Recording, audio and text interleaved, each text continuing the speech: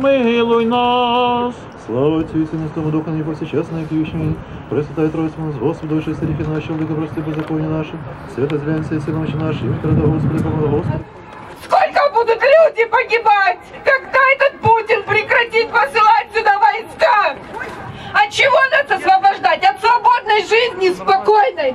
Завтра любой может, любой из нас может ощутить, в любую квартиру может прилететь. И никто от этого не застрахован.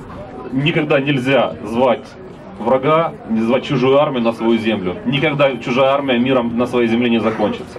Дети очень сильно переживают и не могут оставаться в стороне.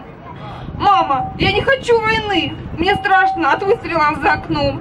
Мама, кто, если не мы, способен остановить этот глобальный погром? Мам, я не хочу знать, каково эта война. Мам, я хочу мирно спать. Я не хочу, чтобы сломилась наша страна.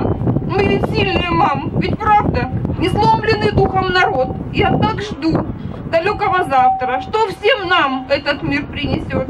Я буду молиться, надеяться, что завтра все прекратится. Никто никогда не осмелится провести между нами границу. Но сейчас мы вынуждены с оружием в руках выйти на оборону нашей страны. Слава Украине!